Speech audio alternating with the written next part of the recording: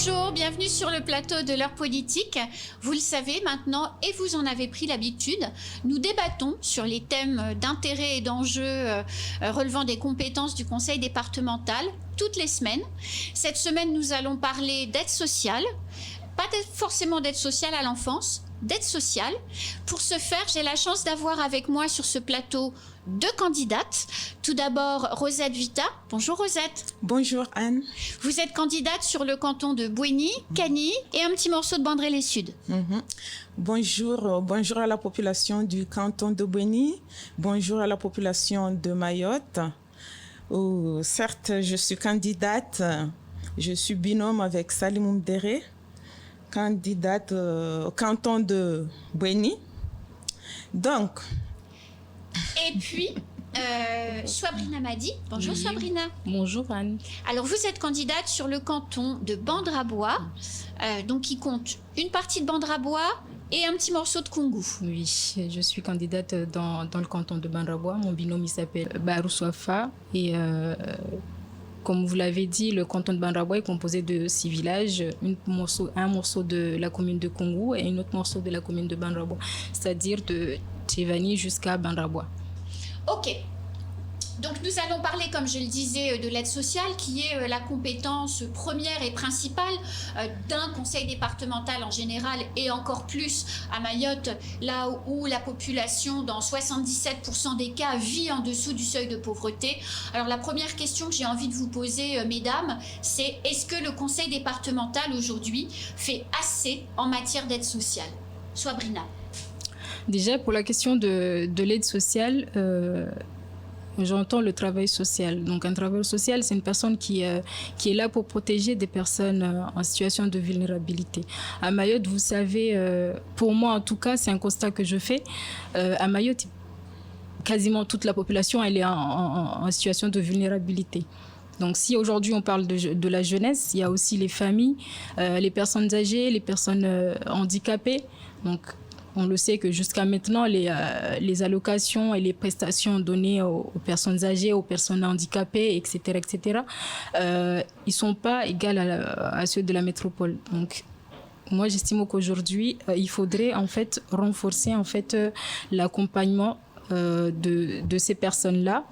Plus précisément, comme là, on parle de l'enfance, il faudrait en fait mettre en place un accompagnement plus renforcé, c'est-à-dire créer des instances de prévention spécialisées et en outre créer aussi en fait le travail social en fait, parce que vous savez que jusqu'à maintenant on dépend de la Réunion pour l'IRTS en fait. Du coup, l'IRTS, oui. Ça veut dire quoi pour nos Institut territorial du travail social en fait. Institut régional, excusez-moi, du travail social à Mayotte. Donc là, on dépend toujours de la Réunion. Donc ce qu'il faudrait, c'est de créer en fait le travail social pour pouvoir justement accompagner ces jeunes. Créer sur Mayotte. Sur Mayotte et pour les spécificités de Mayotte. Parce que jusqu'à maintenant, on travaille avec la Réunion. Oui. Et vous savez, les places, ils sont pas beaucoup. Il n'y a pas beaucoup de places, donc il faudrait créer d'abord le travail social à Mayotte pour les spécificités de Mayotte et créer pour pouvoir justement accompagner ces jeunes pour qu'ils puissent s'en sortir. Rosette, est-ce que le conseil départemental en fait assez en matière d'aide sociale selon vous? Dire faire assez, je peux pas le dire comme ça. Le conseil départemental fait, mais assez, je vais pas le dire assez. Parce que c'est tout simplement parce que je suis dans l'enseignement et je suis avec les plus jeunes. Je vois dans le second degré, dans le premier degré, oui. Dans le premier degré, on voit des jeunes qui sont vraiment en difficulté et on cherche à savoir d'où viennent ces difficultés-là. On fait appel aux parents, on demande à voir avec les parents et on sait que ce sont les familles qui sont plus en difficulté, parce que dire que ce sont toutes les familles maoraises qui sont en difficulté, non, il y a des familles qui s'en sortent très bien, il y a des familles aussi qui ne s'en sortent pas, que ce soit des familles françaises ou des familles étrangères. Ce sont tous des familles qui vivent sur Mayotte. L'école, Swabrina, est le premier révélateur de la pauvreté. Quand des adultes sont face à des enfants dans les écoles, on voit cette pauvreté. Je pense que oui, parce que vous savez que même moi, je travaille au sein de la Croix-Rouge française et je suis technicienne d'intervention sociale et familiale. Donc, je suis emmenée souvent à rencontrer des jeunes orientés par les services sociaux des lycées et collèges. Donc, s'il n'y avait pas cette problématique-là, ils n'allaient pas venir jusqu'à chez nous, parce que s'ils vont voir les assistants sociaux pour qu'ils puissent être orientés chez nous, soit pour manger, soit pour s'habiller, etc., là, on voit que l'éducation, en fait, les élèves, en tout cas, ils sont dans le besoin et il y a un réel besoin, en fait. Les enfants, Rosette, que vous voyez dans votre école, dans votre classe, dans votre école ou dont vous avez connaissance en tant que femme politique, c'est des besoins essentiels, manger, oui, la plupart, ce sont des besoins essentiels. Des fois, un enfant arrive à l'école sans goûter, sans prendre le petit-déj. Il arrive dès le matin, il a faim, il n'arrive pas à suivre, il dort sur la table. C'est un enfant... Déjà, sans manger, il est déjà en difficulté, sans manger. Il n'arrive pas à suivre le cours. Comment faire avec ces enfants-là? On essaye de trouver des solutions. On fait appel aux services sociaux. Mais, vu qu'on est à Mayotte, ça prend du temps, ça traîne. Le temps que l'année finisse, l'enfant reste comme ça jusqu'à la fin de l'année. Et ça dure jusqu'à 2-3 ans. Et ces enfants-là partent au collège sans suivi, sans aucun aide. Et sans avoir les acquis de base, en réalité. Non, pas du tout. Mais qu'est-ce qu'on peut faire, Swabrina, face à des situations comme ça? Le conseil départemental peut faire quelque chose? Le conseil départemental via les ASE, parce que via les ASE et d'autres associations en fait qui font le travail d'action de travail social à Mayotte. Donc ils accompagnent des familles, donc les élèves, enfin les enfants aussi. Ils accompagnent en fait la famille pour l'alimentation, pour les démarches en général, pour qu'ils puissent s'en sortir en gros. Donc le conseil départemental, via les ASE, ils peuvent placer les enfants s'ils sont en danger ou si les parents n'arrivent pas en fait à suivre ces enfants ou à faire quelque chose. L'ASE est habilité à accompagner ces jeunes-là. Mais si ils ont juste faim, il n'y a pas forcément besoin de les enlever de leur famille. Peut-être que la famille a juste pas suffisamment de moyens. Quand ils n'ont pas les moyens, ils vont voir l'assistante sociale. C'est un assistant social en fait qui peuvent les orienter, notamment à la Croix-Rouge pour des aides alimentaires ou vestimentaires, etc. Mais je pense que il devrait avoir un réel suivi en fait, parce qu'à Mayotte, comme je l'ai dit tout à l'heure, il n'y a pas assez de travailleurs sociaux. Comme il n'y a pas assez de travailleurs sociaux, il faut en fait qu'on crée le travail social pour pouvoir justement accompagner ces familles-là, parce que je l'ai dit tout à l'heure qu'il y avait la majorité des personnes qui vivent à Mayotte, que ce soit des étrangers, que ce soit des personnes des Français tout court, c'est des personnes qui sont dans le besoin. Donc, il faut créer le travail social pour qu'ils puissent justement accompagner, je peux aussi parce qu'il n'y a pas beaucoup. Compléter sur ce qu'elle a dit. Le conseil général peut aussi travailler avec les associations du village, en aidant les associations pour que les associations aillent vers ces familles-là qui sont en difficulté et pour apporter une aide, parce que les familles sont là, ils restent là, ils ne savent pas où aller chercher les aides. Mais justement, est-ce que ces familles que vous connaissez forcément dans vos différents métiers, est-ce que ces familles, elles demandent de l'aide? Est-ce qu'elles disent « je ne vais pas bien, aidez-moi » ou est-ce qu'elles n'osent pas? Oui. Elles demandent beaucoup d'aide parce qu'elles viennent, par exemple, à l'école. Il y en a qui disent qui viennent, qui disent comment ils vivent, et ils veulent de l'aide. C'est à nous d'intervenir, de faire quelque chose. Mais on n'a pas du suivi lointain. Elle demande de l'aide, Swabrina? Oui, en fait, il y a une catégorie de personnes, en fait, qui osent demander. C'est ceux qu'on rencontre justement, qui viennent en fait chez nous. Oui. Donc, ils sont partis voir les assistants sociaux pour qu'ils puissent être orientés chez nous. Il y a une autre catégorie de personnes qu'il faudrait aller chercher justement dans les quartiers, aller chercher dans leur habitation pour qu'ils puissent justement, qu'on puisse les suivre, qu'on puisse les accompagner.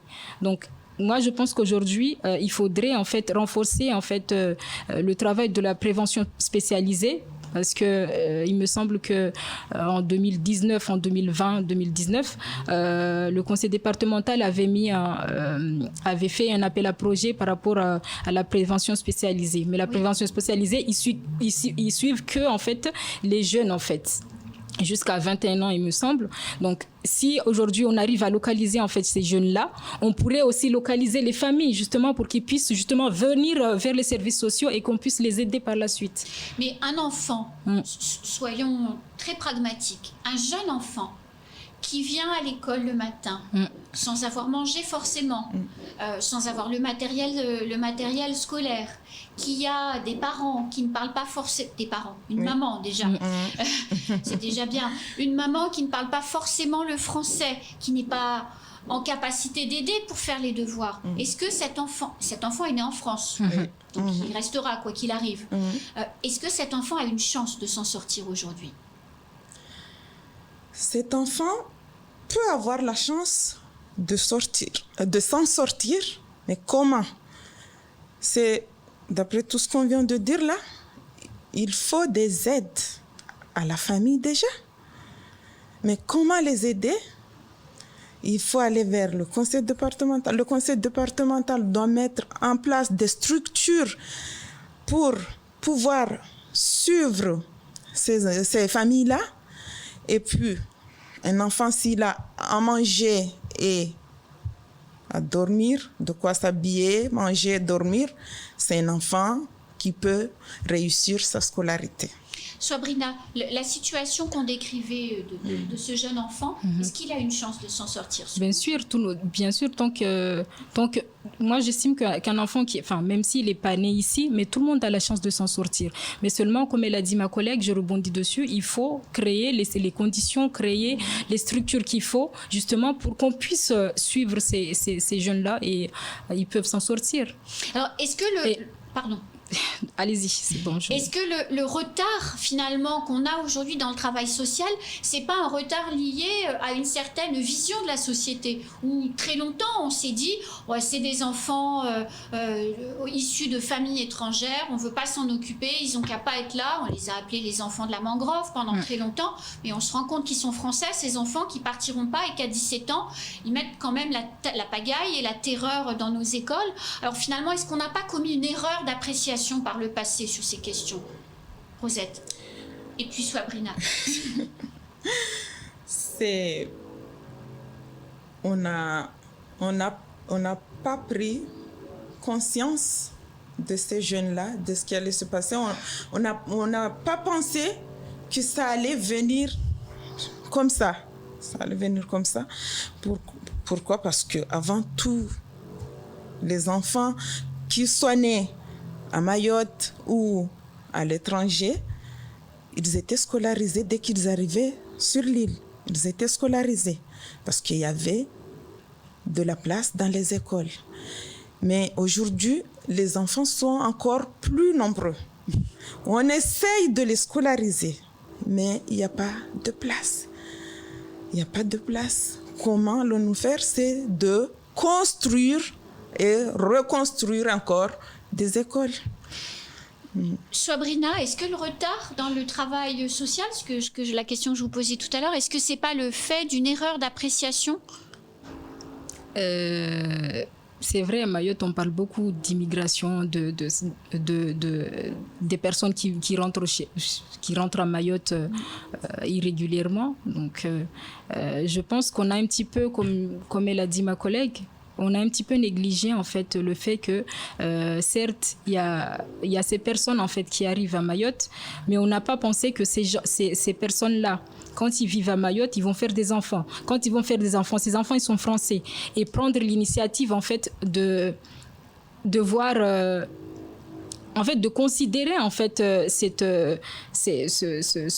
problématique-là, parce que finalement c'est devenu un problématique à Mayotte. Il n'y a pas assez d'écoles, donc pas d'éducation réellement dite. L'éducation, il n'est pas aux normes à Mayotte, on peut le dire comme ça.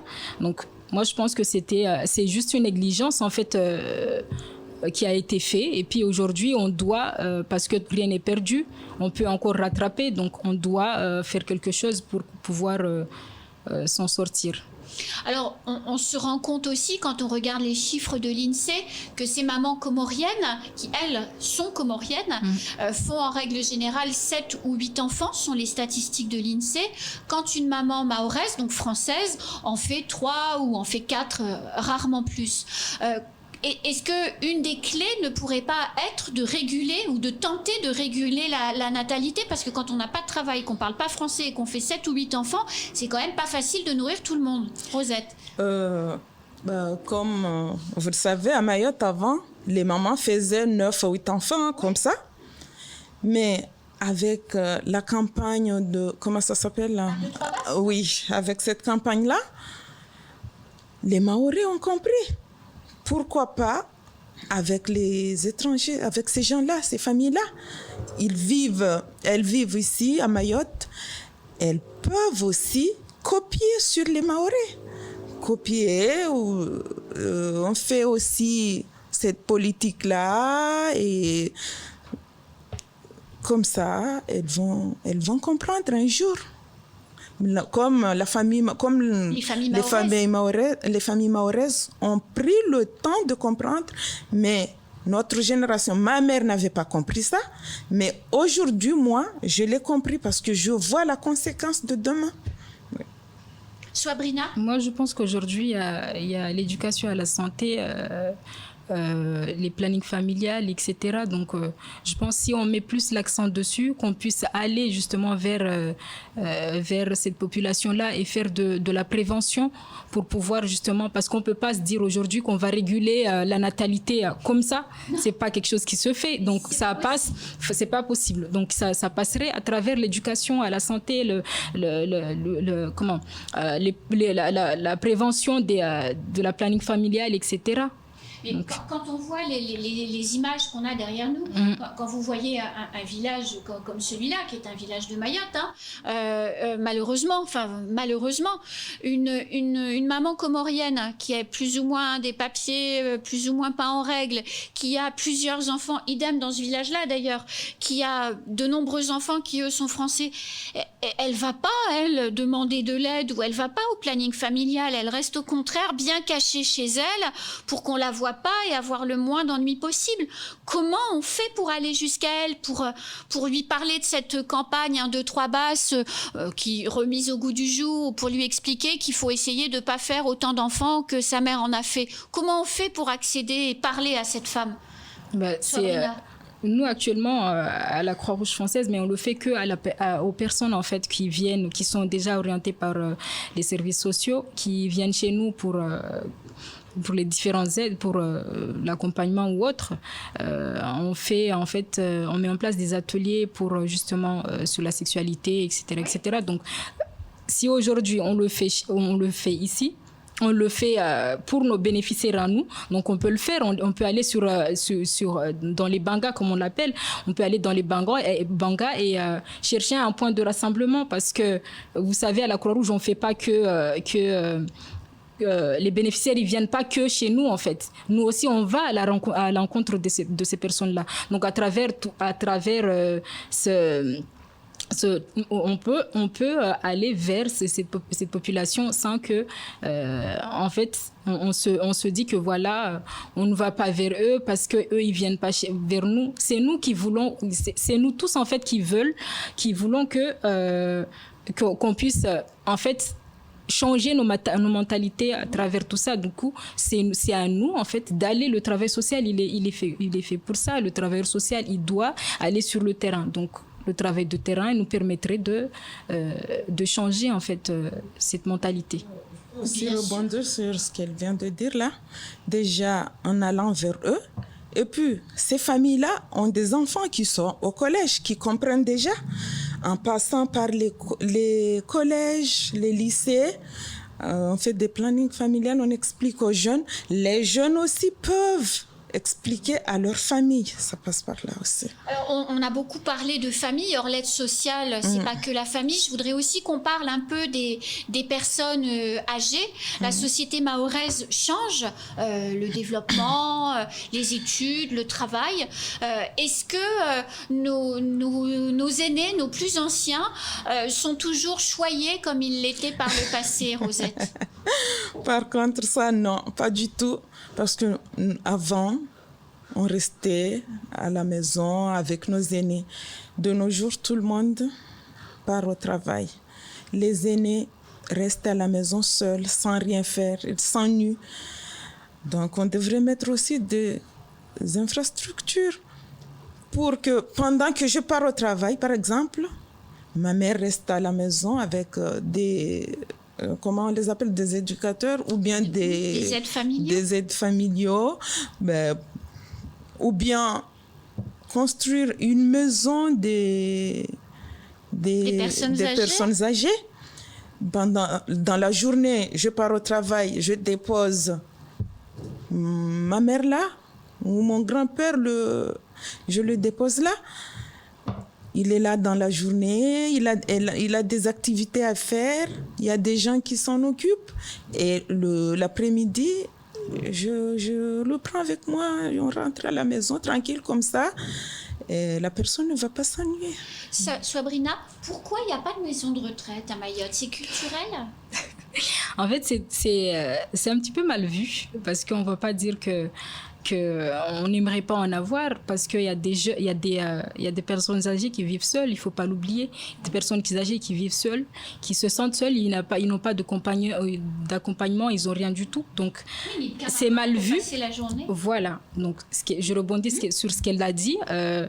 On devrait mettre en place des accueils de jour, justement, pour pallier à ça, à cette solitude de ces personnes âgées. Parce que même jusqu'à maintenant, même moi, je ne fais pas garder mes enfants par mes parents.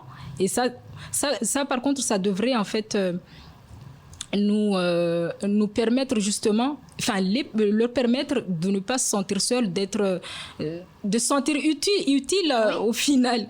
Donc, si aujourd'hui on met en place les accueils de jour, ça permettrait à ces personnes-là, et puis même aux personnes en fait qui se sentent seules, de venir dans la journée et repartir le soir.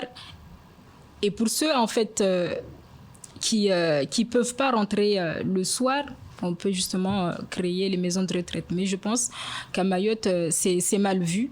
Et il faudrait quand même voir en fait qu'il n'y a pas que les personnes qui vivent en famille, mais il y a aussi des personnes qui vivent seules.